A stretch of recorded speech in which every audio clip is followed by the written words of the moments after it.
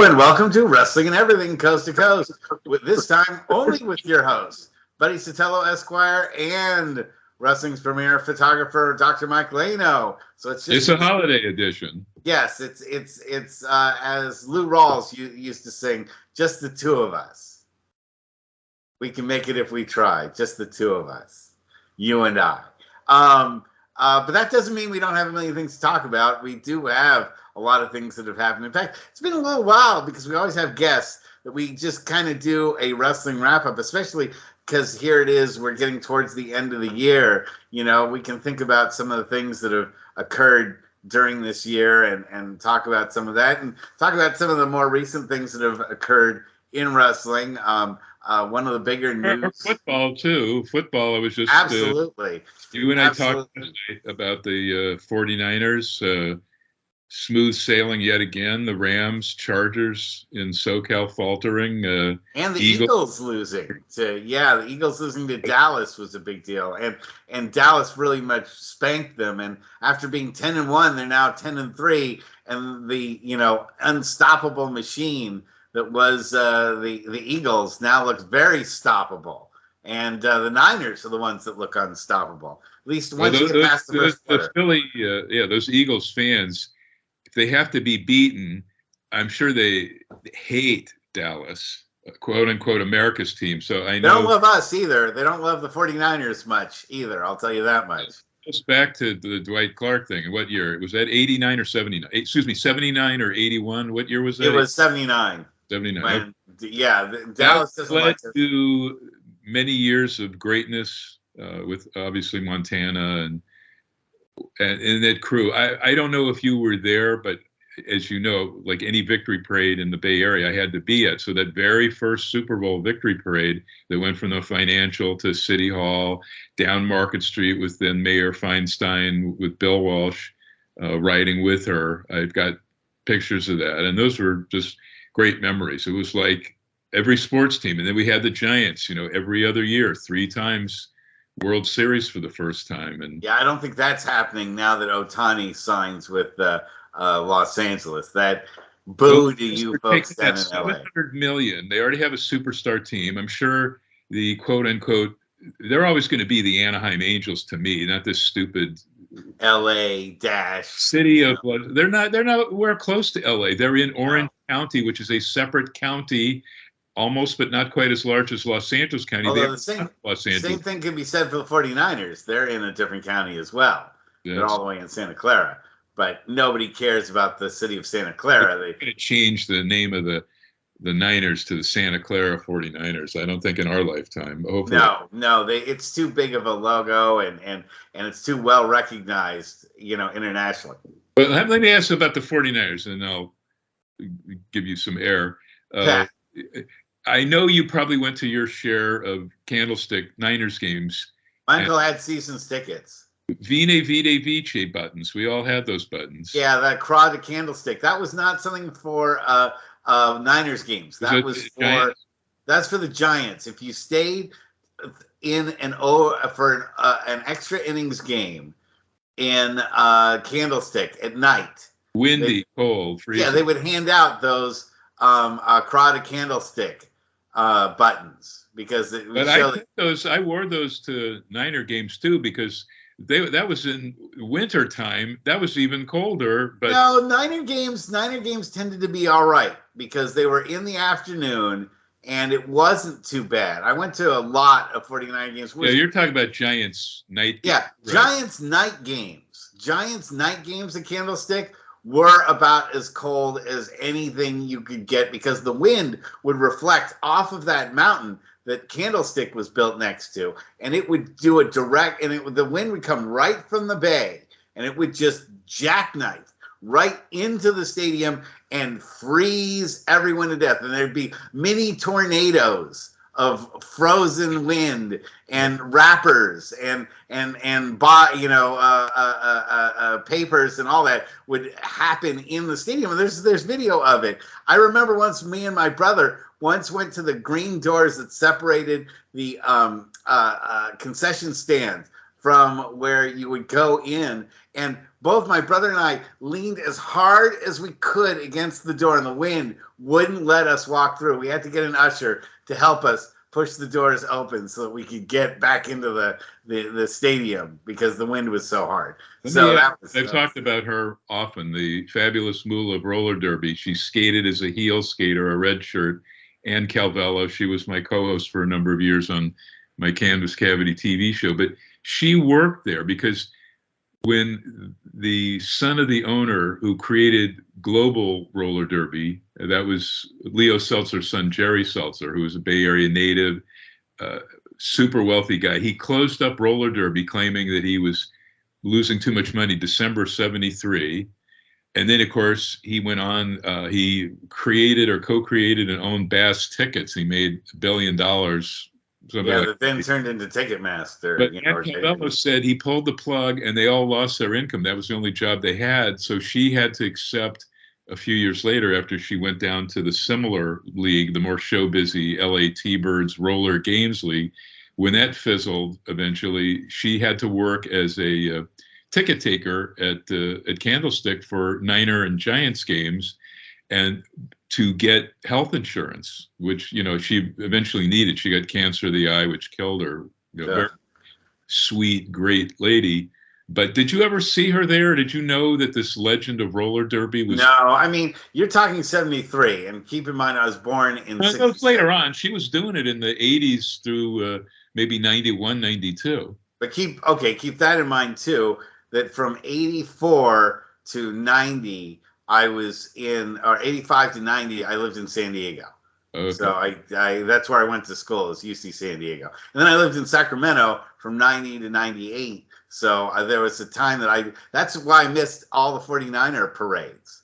The first one I was too young to go to, and all the other ones I was in college or I was in law school in Sacramento, and I couldn't take the time out to come to any of the parades. That's why I went to all 3 Giants parades. I went to 3 out of the 4 Warriors parades, and the only reason why I didn't go to the 4th one is I fell and I sprained my knee the night before they won the championship, or the night of when they won that 4th title. I forget. Was that the one where they had moved back to San Francisco? Yeah, that was the one just a couple of years ago.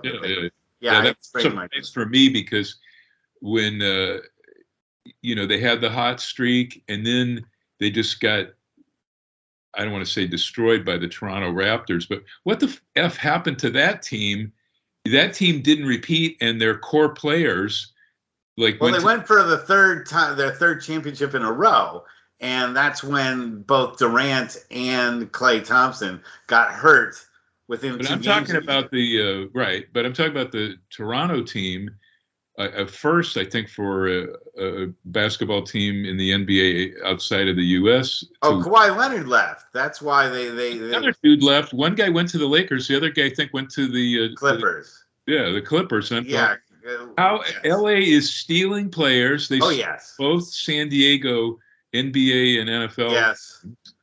And San Francisco is the only thing that stands in the way of Los Angeles, and Sacramento are the only 2 things in the state that keep LA from just riding roughshod over, and just LA becoming all the way up to Northern California. In fact, I remember when I was in San Diego, I used to think, Mission Viejo, I was like, just keeps fighting from being LA, and now it's part of LA. Now when and Long Beach is pretty much considered part of LA. It is. LA just continues to be like this giant Pac-Man. It just swallows everything. But anyway, let's talk about some wrestling. We've first of all, one of the big news, one of the biggest pieces of news that's come out the last 24 hours is that Charlotte Flair has a major knee injury and may not be able to compete. And who knows, it may be something that may keep her out for a while. What's your thought about that? Well, she was slated, if you believe the Stooges that talked to the Sheets and stuff, to have just a singles match with Becky at WrestleMania. They would lead up to it. They just hugged at Survivor Series, and they did have some legit heat over the belt transfer and how they thought booking had torn them apart, et cetera, a couple of years ago. WWE now, for good or bad, is they're setting records in attendance and gimmicks sold, and then buys or views on Peacock for their premium live events, which we'll always call pay-per-views. So it's not about any single performers, but it's hard to see because she's a little like CM Punk, but she's not that old like he is, Phil Brooks, in that she gets injured a lot. Although I think the last time she just took time off for herself. She was gone however many months since WrestleMania. And she's been on a really good streak. She does a lot of stuff. Maybe those backwards moonsaults she should take out of her repertoire, because I don't know what move specifically. I'll read. I had that up too, so you read my mind on that. Charlotte Flair injured, had to be helped out of the ring Friday night on SmackDown. Yeah, she reportedly suffered a knee injury while wrestling Asuka. Flair limped towards the final minutes of the match, and it was evident she had a legit problem with her left leg. The match had a feeling that it came to an abrupt end. You know, the referee and people in the back, Hunter probably, came to a close after Bayley interfered, giving Asuka the advantage to roll up Charlotte for the 3 count. Trainer and ref attended Flair after the match, helped her to the back. They think it was a spot where she was they were both, Asuka and Charlotte were on the top rope. Asuka slipped, taking down Flair with her. Flair hit her leg on the top rope, twisted her knee in the process. A very frustrated Charlotte Flair told referee Charles Robinson, my knee, when he was checking her, and she put her hand on her face. And her husband might be leaving AEW to go back to CMLL, where he was the masked La Sombra. And he was this great babyface character between 2007 and 2014. He held lots of singles and tag titles, the CMLL Universal Tag Time Trio, besides the tag titles. And his contract with AEW is set to expire soon, but they did put him over Bryan Danielson, which was a hell of a match. This G1 Climax-like tournament for AEW has just been terrific. Every match, Eddie Kingston and yeah, you know, I did take your advice. I got to admit, I will say that it is harder for me to follow wrestling in this time of year because I am a huge NBA fan. I'm obviously a huge 49er and football fan. So, you know, those things take precedent. Not that the wrestling doesn't mean anything to me, but those other things. It's hard. How many times have I bitched about, you know, they need to eliminate the, I wish. I love it. I mean, it's always a good show, but it's too much AEW. The Friday Rampage show should go, because actually Dynamite and Collision are 2 terrific shows. There's just too much wrestling on to where I don't know how anybody could like stream. Say you want to go to Hulu and watch only Murders in the Murders in the Building, yes, and Martin Short show with Demi Lovato. I can't watch normal non-wrestling shows because there's too much damn wrestling every night. I mean, all these great. I had to put it on the back burner for all the one of my heroes, Norman Lear tributes. They had like 3, CBS, PBS. True. Yeah. I mean, the man really created television as we know it. And I forgot what a serious, it wasn't just always comedic, you know, educating people by illuminating racism through comedy, but there were some major serious moments. I forgot that Edith Bunker's character got raped. Lots of cancer. They've talked about cancer. Yeah, no, it's true. I mean, died that when she needed to leave the show, because she was a serious theatric and film actress. She left the show, and they created Archie's Place, and that was a disaster. It lasted maybe I think 2-3 years. Never rated very well, sadly, because the core was gone. But they said on the opening episode that she had died, you know, after she had suffered another serious several episodes of All in the Family with breast cancer. So yeah, what a great, all of those shows, all of those. I watched all of it. Good. Yeah, no, we're coming to an end of that, and then, you know, streaming is the other side of it. Is that now, you know, I was just saying there are, to my wife, about how, you know, there's like every streaming service has maybe one or two shows that you like, but the rest of it you don't care about. And so, you're caught in a situation like, oh, I'd like to see Murders in the Building, but I don't want to get Netflix, or I don't want to get Hulu, or I don't want to get Amazon. But, and for football games, they're taking Thursday nights and you have to see them only through Amazon. You're like, but I don't want Amazon for anything else. You don't want necessarily watch everything that's on Hulu or watch everything that's on. But you're paying for base cable, and then you wind up paying another $100-200 for streaming services and pay-per-views. But what's happening is they're finally getting wise that people are burning out on the major players. There's like 8 or 9 if you don't include BritBox or a lot of these other ones. I'm not talking about wrestling streamers. Like Peacock is cool because it's got other stuff, not just wrestling there, and it's got other sports. But some of these companies like Paramount is going to try doubling up with somebody. So now you're seeing, because people are getting pissed, and Netflix and Prime keep raising their prices, not just once a year, but even, I think Netflix has raised their price twice this year. They're going to, and they give you less with what's even worse is that they charge you more and you get less stuff. They eliminate shows after a couple of years. They have a very low tolerance of keeping things going. Once they kind of lose their luster, they don't keep on. They don't try to prep a show back up. They just cancel it. And they don't even let you have DVDs anymore. They got rid of their whole DVD service. Who's that? Netflix.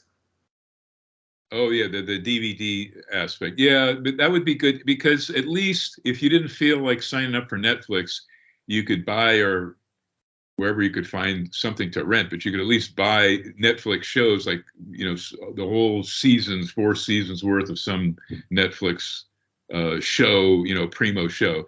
But that's why if you look at the financial news and whatever your newspaper is, or just look online, that's why several of these companies are considering combining the streaming thing for a reduced price. It has to be with commercials, because people are shedding. They said that the Wall Street Journal said that families can only tolerate like having 3 streamers max at a time.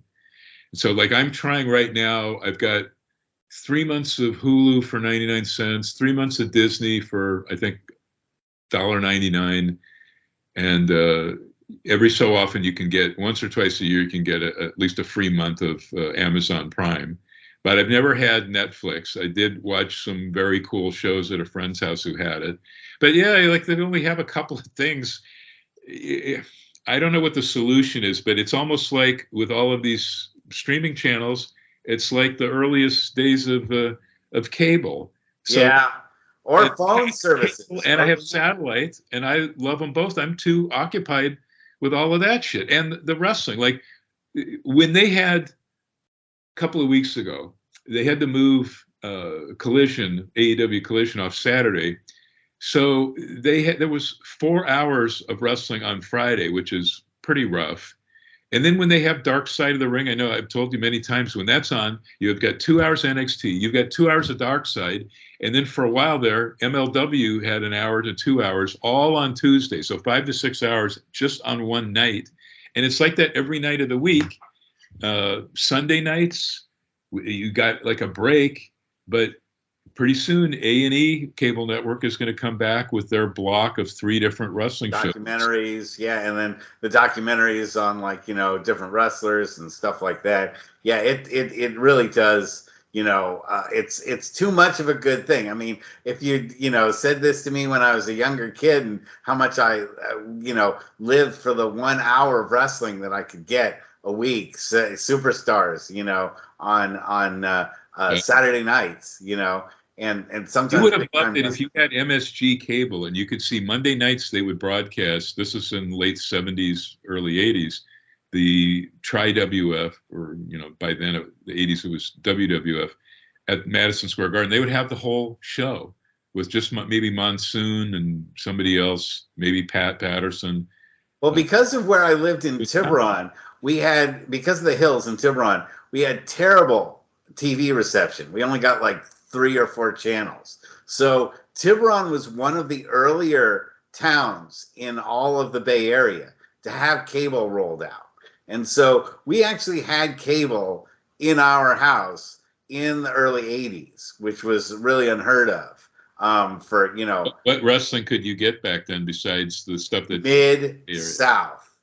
Mid-South, and really? that blew. That was on TBS, right? It wasn't yes, Sundays, yes, right? Sunday. Yes, and that blew my mind because I've been used to either the big time wrestling stuff that we got from Shire or the WWF, you know, in kind of that late 70s, mid to late 70s, you know, and it was hard to find, and it would always change channels, and, you know, like I have to watch it on TV 40 with an aerial antenna, and you'd have to, you know, from Sacramento, and you'd have to really position the antenna just right, and you'd get it. If you moved wrong, the TV would completely fuzz out, you know, but I used to watch it then, but then Mid-South came on TBS, and I was just wait a minute. What about on the same channel, Georgia Championship on Saturdays? Yeah.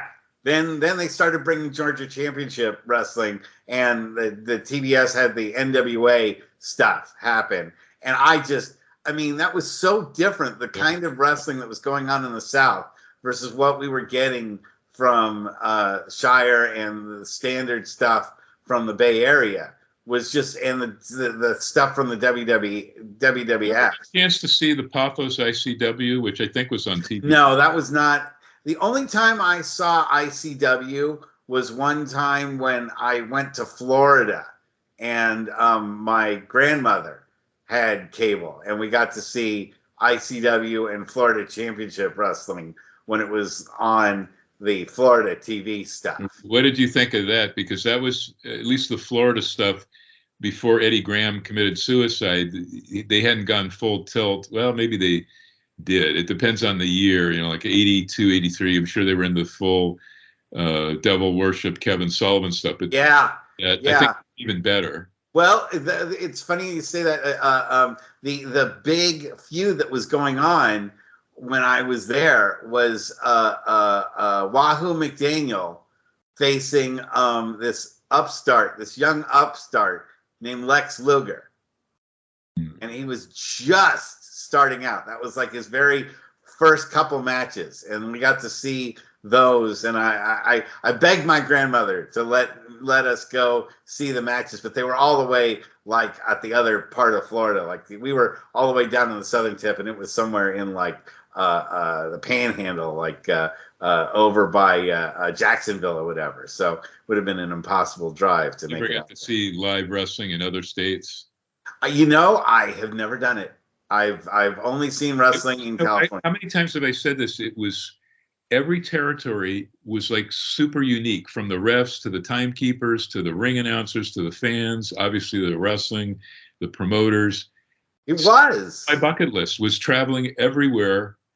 And like, for example, when Eddie Einhorn tried to take on Vince McMahon Sr., this was 1975, and Sam Muchnick's NWA, and he had a stacked roster of all this talent, the people that would defect from Vince Sr. for a while. It was absolutely incredible. That was the promotion, and you can look it up online and see just how great it was. That Einhorn, who co-owned the Chicago White Sox, just declared Mil Mascaras his world champion. And he got Ernie Ladd and Victor. And I think Mil Mascaras still holds the title after all this time. He never, Eddie on his deathbed, but I brought him to Legends 2 to 3 times with Evan, the show Evan and I did, and other shows. And then I dragged him to Cauliflower Alley and gave him an award on stage, as my former boss in IWA. But he just was unique. He was the guy who also fronted the bills, quite a few of them, for Pro Wrestling America in the Northeast, which was a decade. You think Eddie would have learned from all the money he lost from 75 to 77. He lost a shitload of money. 10 years later, he's fronting this attempt by a bunch of AWA and NWA promoters to put on shows collectively where you would see both the AWA World Title and the NWA World Title defended on the same show, and not a lot of mixing. They'd have dedicated NWA versus NWA guy matches, like Jimmy Valiant against Paul Jones, and then an AWA match. But because every promoter thinks that their next show, they're going to get it right, and it's going to be the big success, and everything is going to, they'll pack the house, and everyone gets paid, and nothing goes wrong. I mean, that's why promoters keep putting on shows, is because they get to that point where they want to, they believe that it's all going to go right next time, and that's sort of. Well, I think that the boys knew, because they've talked a lot about it, that like none of those people could get along. They all wanted to. The talk was, let's collectively try to get along, but there were too many chefs in the kitchen. That old adage where Jerry Jarrett, Fritz, what's his face, Crockett Jr. and Gagne.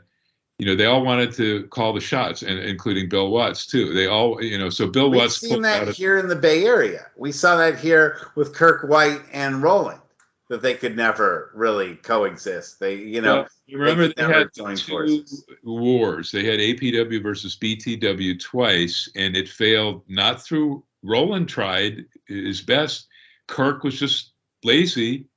I've told you before, I'm right there, a couple hours before the show starts, and Kirk asks Roland for the second time. He goes, let me and Jason Styles cut our promo, right at the start of the show, because we need to get out of here and go see a baseball game or something else. And, Roland would just roll his eyes, and he'd go, you mean you're not going to stay and like watch my whole show and decipher what we're doing, good, bad, blah blah blah? Because Roland would go to Kirk's shows even when they were at war, and he would hide and go way up in the bleachers and stay the whole night and take notes and be a student of the game. That's why APW was bailing out BTW many times, sending over their talent, whether it was a part-timer like Billy Blade, who came up from Santa Barbara, for a lot of APW shows, but Roland would let Kirk borrow him and X number of talent like Venice DeMarco and Sparky Ballard as a ref. They would bail out those shows if Kirk did not have the fly-in name talents, whether it was a Van Dam or a Samoa Joe, great match with Frankie Kazarian. If he didn't have the fly-ins and he didn't have W guys, Jason Styles. The rest of the card was terrible. Yeah, they just were bad wrestlers. That's why Bailey, whose real name is Pam, quite a few of us told her, and I told her specifically, you need to get out of here. I saw promise in her, but others did too. It wasn't just me. God, she was so nice. Shine, you have to leave the Bay Area because you just won't progress in either this promotion, or she never did work on any Roland shows, sadly. No, she worked for Wrestling for Charity. Davina Rose was part of Wrestling for Charity's lineup. And I got to work several shows. Rose, and you remember, at least she told me that her character, Davina Rose, the first name she ever worked with, those were the names of her two grandmas. Davina Rose.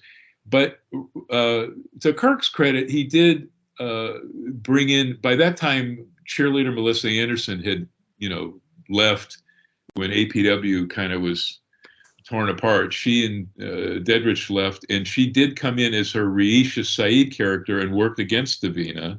Right. And Davina had a match with Gail Kim. Kirk was trying to bring in some good talent, but she really needed to get away. There wasn't any local female wrestler. All of them were like fly-ins, like the guy from the Good Brothers, his wife. Well, we had we did have Sarah Del Rey. This was after Iron. Sarah had already left. Yeah. So Sarah was part of Iron.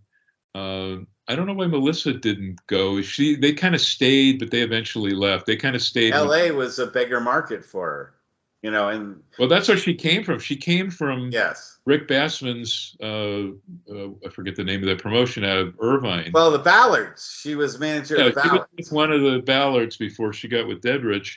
But I went down there to a number of those shows because I was friends with Rick Bassman because he was doing MMA shows he'd have me shoot, and his pro wrestling shows were very good. That's where I saw Cena's prototype and got this. That was the base, even though they came up a lot. That was the base of Kazarian and Chris Daniels. And Samoa Joe. Yeah, and Keiichi Sakota, who was Samoa Joe's tag partner. At that point, Samoa Joe was primarily a tag wrestler.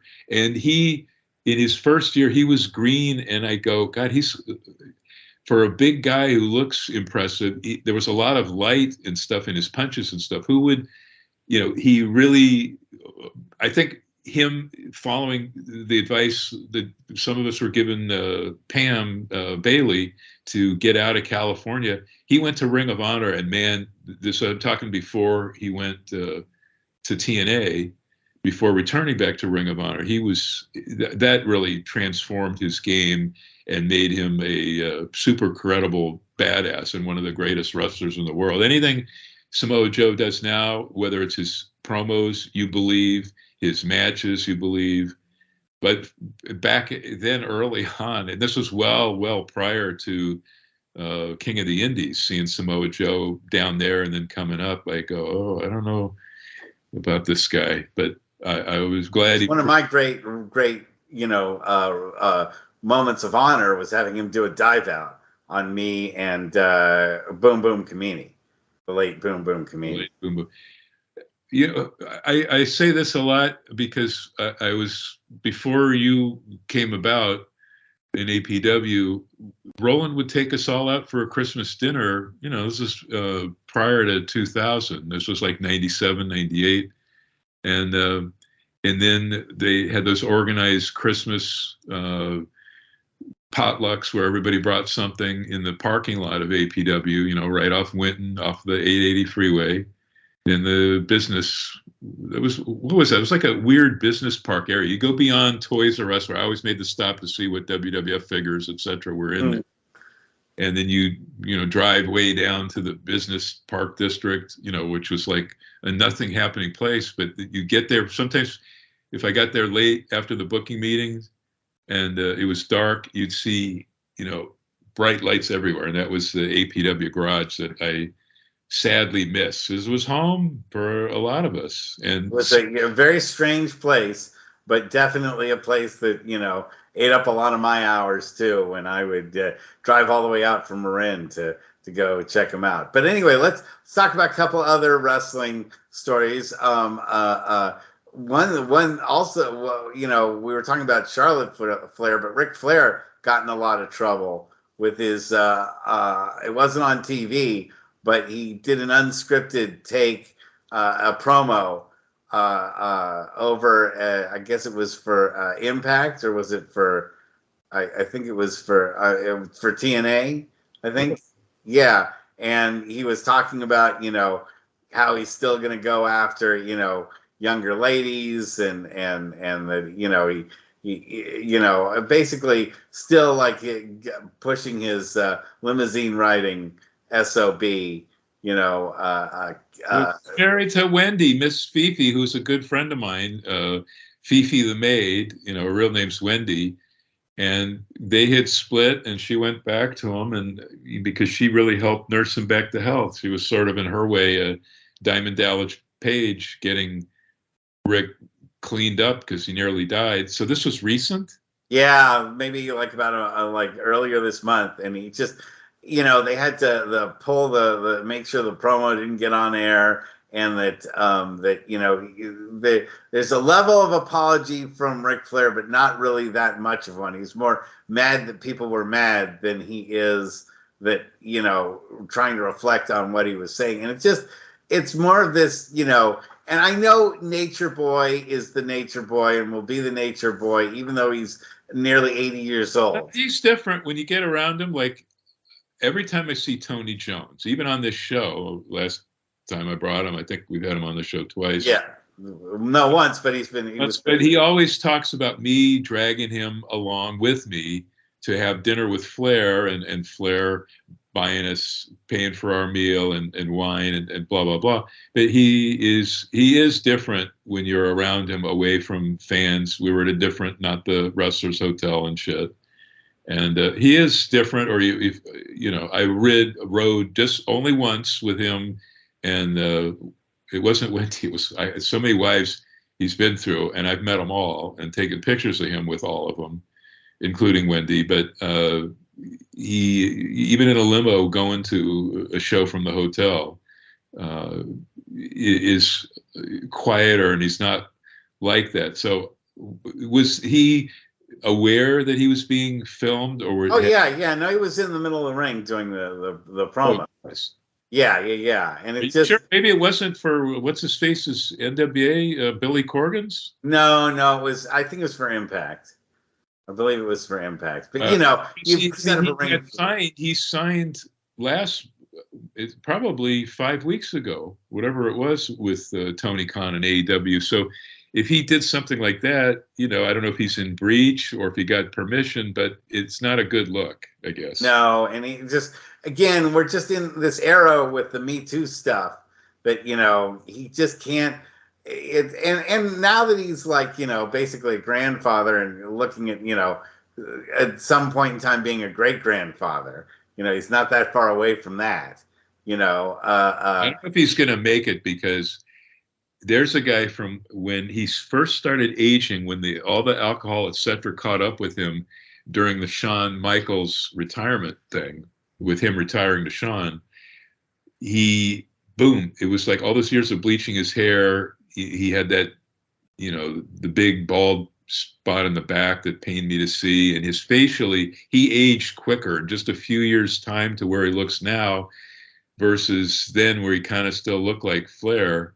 It was just upsetting for me, knowing him, and he's a good guy, hanging with him in Japan in '91 and all the years, anytime he came to San Francisco, would go out. Usually was part of a big group with all those guys. He didn't have that many matches in San Francisco, though. I'm trying to even remember. They did at least with the NWA did very few shows. At least 2-3 times, because I remember shooting him against Road Warrior Animal and Nikita Koloff. Those were both at the Bill Graham Civic. I forget if that was called that before Bill Graham died in 91, 92. And they had something else. Well, I photographed them down in LA a lot at the Forum when they'd come through there, or if they did a joint NWA, so-called UWF Bill Watts show when Crockett was purchasing the UWF from Watts. And they were kind of melding the wrestlers, like Dick Murdoch was thrown onto UWF TV. He was basically from the NWA, Crockett's NWA. That wasn't really true NWA. But yeah, and even after, I think I told you at, I forget what WCW pay-per-view was. It wasn't, I guess it was a Super Brawl at the Cow Palace, or maybe no, it was TV. It was a Nitro Monday TV, and Flair and Paul Orndorff and DiBiase and I think Mike Rotunda, I'm sitting with them in the catering area, and Flair, said, "Why did Bischoff make me fly all the way out here and then tell me when I got here, I'm not on TV that night?" He wanted to be with his family. There was some important event with one of his daughters. I don't know if it was Charlotte. That's not her real name. But he was so down and bummed, and the other guys were trying to lift up his spirits. Arn a little bit later. This was when I saw Luger and Savage, where all of us are sitting at this table, watching what was going on the monitor, and Savage and Luger just like zooming, talking and kind of half arguing as they walk by us diagonally, walk right in front, don't say hello to any of us. Where they should have deferred to Flair and those other veteran legends. Yeah, wow. Well, that's bad. I think Rick just needs for lack of a better word, a handler or a babysitter when this shit happens. He does. He needs somebody to just kind of, because now look at how many people from wrestling. I don't think you're going to see that guy WWE let go who's partnered with Matt Riddle. I don't think probably his asking price right now is too high, but he may be done with pro wrestling the way Joey Ryan or some of these other guys that were canceled because of shenanigans or complete F-ups. Yeah. Other wrestlers. There was that guy in AEW who was had a shaved head, but he was doing a lot of deathmatch stuff, and he was really a world traveler. And he's gone. His wrestling career is kaput. Joey, Well, I was hearing news that Braun Strowman may not be coming back anytime soon. He's apparently got 15% of one of his legs is paralyzed. He's got partial paralysis in his leg, and he also suffered a neck injury. So it's some of these.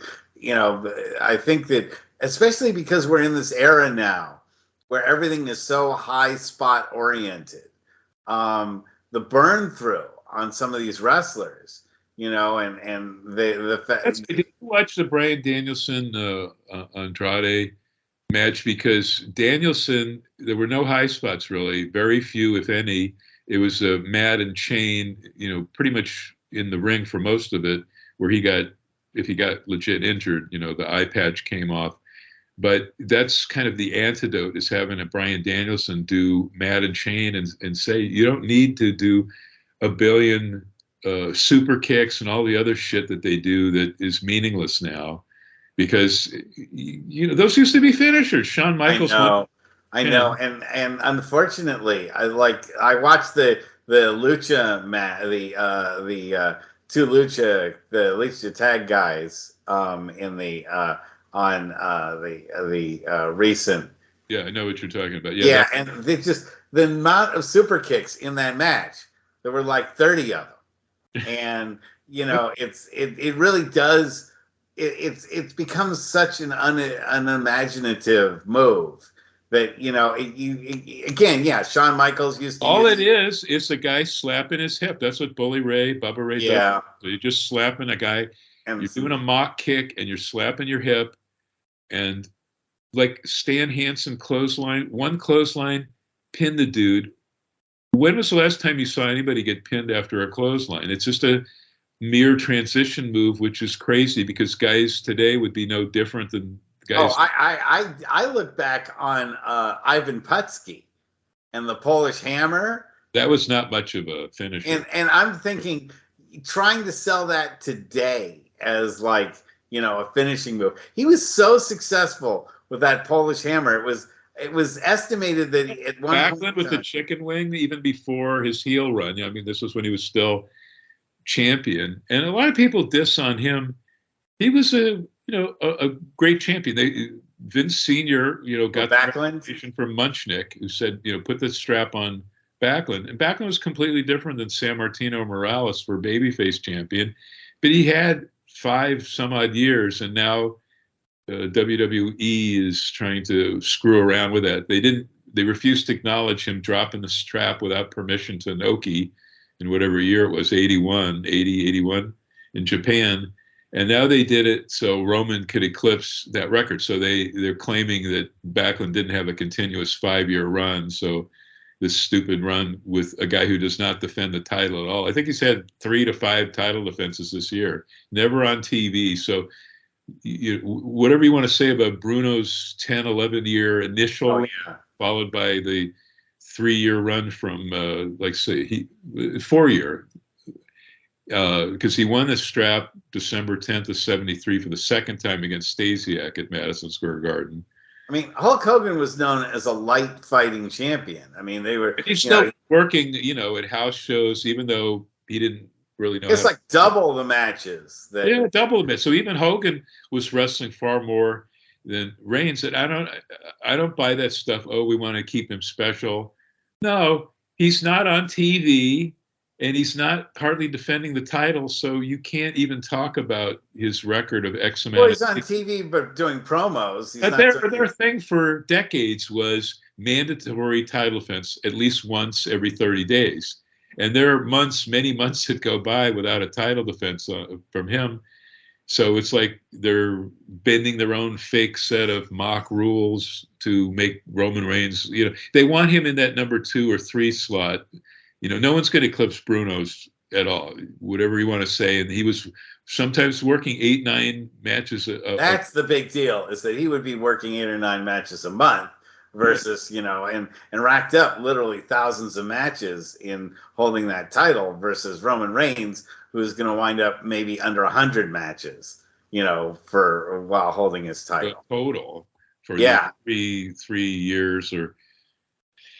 Yeah, and so I mean, they have a plethora of. I'm going to have to go soon. We're winding down, but they have a plethora of baby faces now. And my prediction right now, I don't know if you will be in agreement, is because Cody's story was simply winning the belt. It didn't have to be against Roman. It didn't have to even be at WrestleMania. CM Punk's story was he just wanted to be in a main event at WrestleMania. He didn't have to win. So I am thinking they're going to take Seth Rollins' title and put it on Punk, who will, or excuse me, to Orton. One of the straps is going to go, like Roman's could go to Orton, and then Cody could beat Orton for the Universal Unified title, and then Cody can beat maybe Seth or something like that, and then you'll have two heavily drawing baby faces, because obviously CM Punk tonight is going to announce he's Raw because Orton is SmackDown. So they have Orton. They have like the two brands thing. I think is silly because guys, it's not. Yeah, no one buys it anymore because the guys pop back and forth. Yeah, you forget after a week. You forget who's on what brand anyway, and then they have feuds, and then they wind up crossing brands anyway, and all of that. I mean, it's enough of a blurred line between NXT and the WWE. Everyone to watch NXT, very well written show. Cora Jade just came back. It's a really good show. The men and women are all ass kicking, and they have benefited from having the Beckys and the Baron Corbins come in there and elevate the young kids there. Braun Breaker, Rick Steiner's son, is about ready to leave NXT to be, probably go to Raw.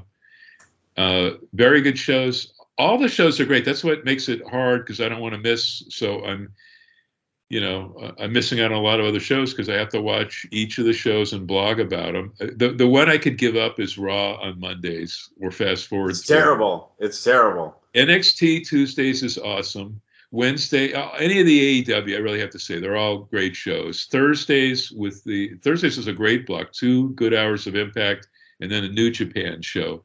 Man, they had the two fabulous Brits, the best, two of the arguably greatest wrestlers, Zack Sabre Jr. and Will Ospreay, have a match that went the whole hour about a week ago or 2 weeks ago on the New Japan show. That's right for free on Access, or you can watch it for free somehow on YouTube. YouTube, yeah.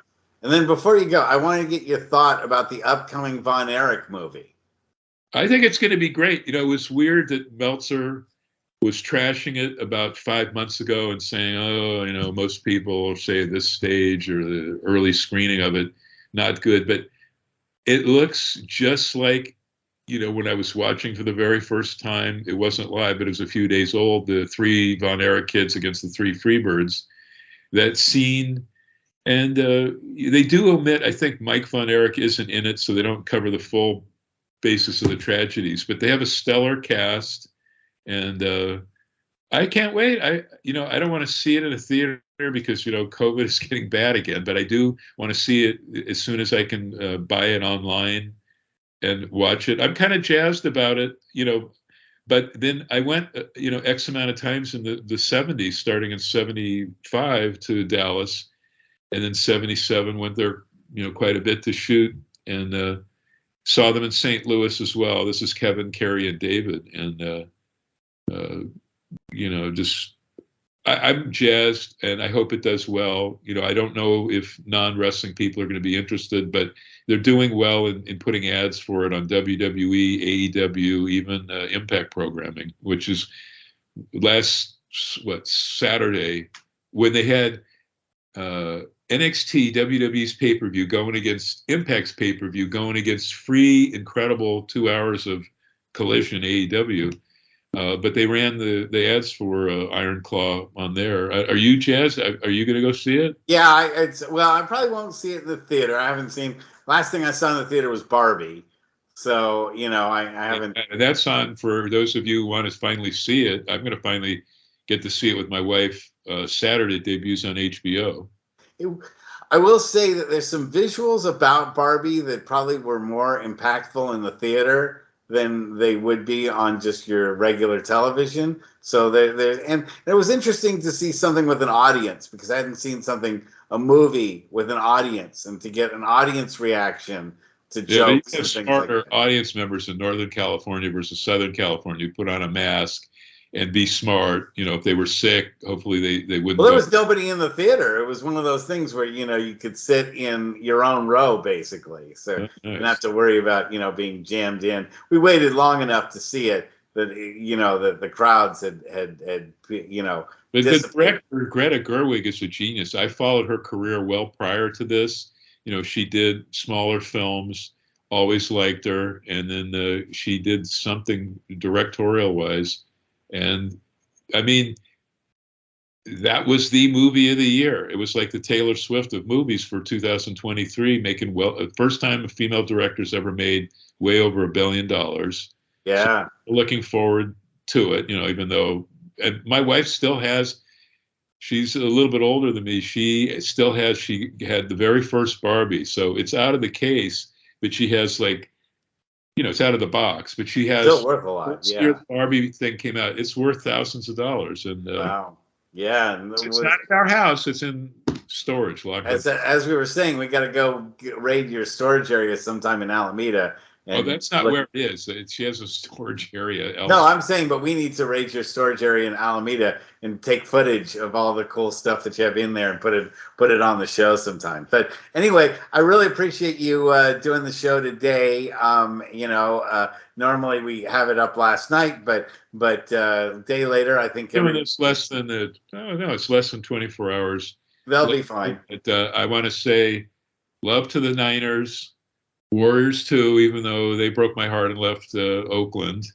The A's, it's all right. San Francisco is just a 10-minute drive. I mean, you can take part. Build this whole separate stadium for the A's in Vegas. They can't use the football stadium when the Raiders aren't playing there. But. No. They all that stuff was just too old. And the owners of the Warriors said their whole desire when they bought the Warriors was to move it to San Francisco. So, San Francisco is building this amazing complex, between, Oracle Park, AT&T or whatever you want to call it, the baseball stadium, and now the Chase Center. That downtown area that used to be all rundown wharf stuff has now become, multi-million dollar property. And they've transformed what was an eyesore of the Bay Area to one of the best and hottest parts of the Bay Area to be in. It's certainly happening. Big concerts at that. Yeah, very much so. But anyway, I want to wish you and your family a happy Hanukkah season if you celebrate such Not things. Jewish. My brother celebrates. I respect all holidays. I'm trying a lot of dishes. Like they have these. They're not as famous here, like America. I think non-Jewish people associate latkes with Hanukkah, but it's there in Israel. Supposedly the donuts, the incredible, the jelly donuts. Yeah, the fantastic. And yes, absolutely. So anyway, we really appreciate you having the time to talk about just general stuff. It was a fun show today, and we'll see you again next week, everybody. All right. Good night or good afternoon, everyone. Few days of Hanukkah left. Happy Christmas, Kwanzaa, and New Year's and everything else. There are lots of other holidays too. Thanks. Right now it's Hanukkah. It's all about Hanukkah. Very good. All right. Good night, everybody.